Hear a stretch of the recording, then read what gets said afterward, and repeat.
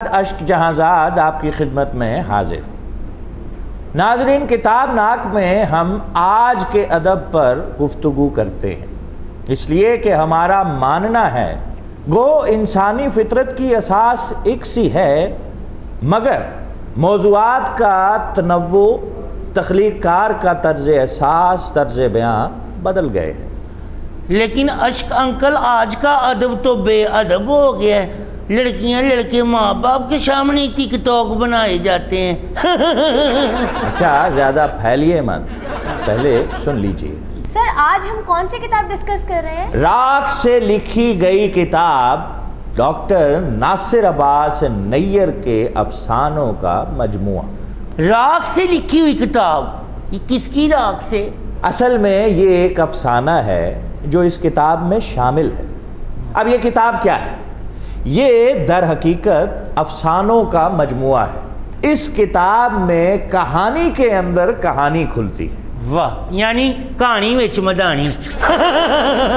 اس کی بنیادی وجہ یہ ہے کہ ناصر عباس نیّر عہد حاضر کے نباز ہیں۔ ہمارا قاری جو ہے ابھی تک داستان سے باہر نہیں آیا۔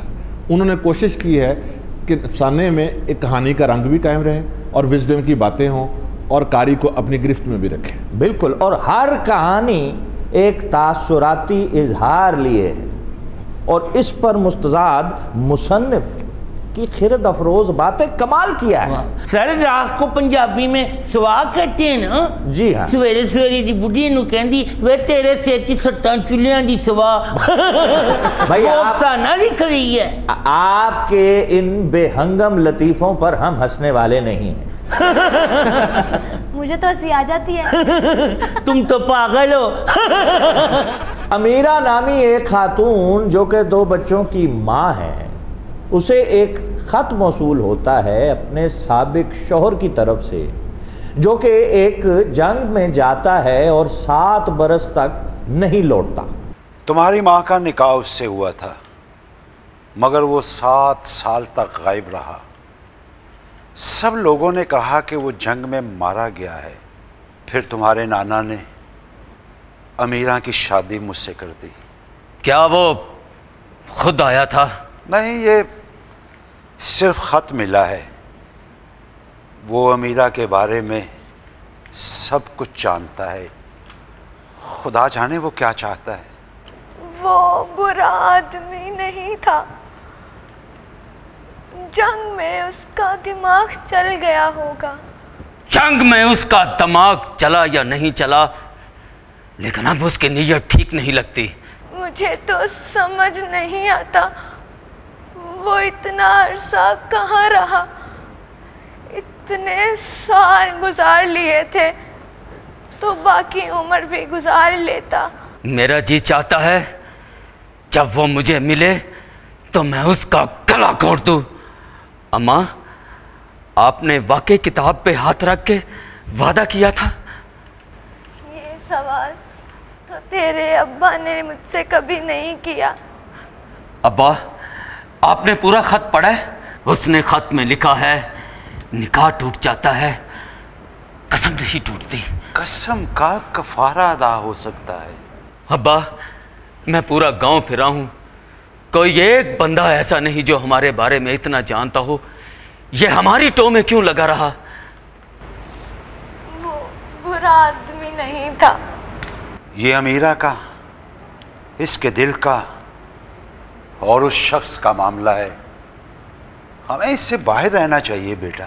ابا، میں اپنے جذبات کا کیا کروں؟ جب میں اس شخص کو اماں کے ساتھ تصور کرتا ہوں تو میرا خون کھولنے لگتا ہے۔ بیٹا،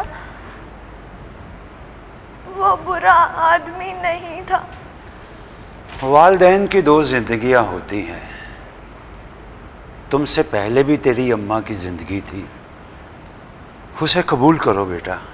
سر، اگر ان کو گاؤں میں کوئی اتنا قریب سے نہیں جانتا تو پھر وہ خط کس نے لکھا؟ پورے گاؤں میں کوئی ایسا نہیں تھا جو خاتون کو اتنے قریب سے جانتا، پھر یہ کون تھا؟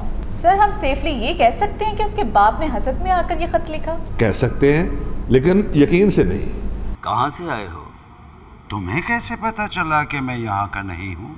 تمہارے بدن کی بو سے پتا چلا۔ میں سمجھا نہیں۔ تم جہاں سے آئے ہو وہاں کی بو ساتھ لے کر آئے ہو۔ گونگوں بہروں کے شہر میں چلنا پھرنا اٹھنا بیٹھنا ہاتھ ہلانا دیکھنا، کن چیزوں کا کوئی نہ کوئی مطلب ہے۔ مجھ کو تو ایسے محسوس ہو رہا ہے جیسے سب آنکھیں میری طرف دیکھ رہی ہیں اور میں خود کو ننگا محسوس کر رہا ہوں۔ بادشاہ کے شہر میں بندہ بن کے رہنا کچھ مشکل ہے اور میں تو اس جتنی جلدی ہو سکے یہاں سے نکل جاؤ۔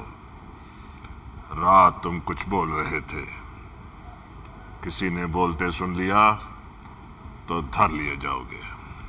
ایک بھولا بھٹکا شخص اندھوں کے شہر میں پہنچتا ہے جہاں یہ سب کچھ ہو رہا تھا، لیکن بغاوت کے بعد بادشاہ ایک دیوار تعمیر کراتا ہے اور یہ لازم قرار دے دیتا ہے کہ ہر کوئی اپنے اپنے خانے میں شکایت کرے، لکھے کچھ نہ کچھ دیوار پر ضرور تحریر کرے۔ ایسی ایسی کہانیاں کھلتی ہیں کہ خدا کی پناہ، یعنی کہانیاں لکھنے والوں نے تخلیق کو اس نہج پہ پہنچا دیا کہ وہ اپنے دانتوں سے ایک دوسرے کو چیر پھاڑ دیں، یعنی الفاظ کے چناؤ سے۔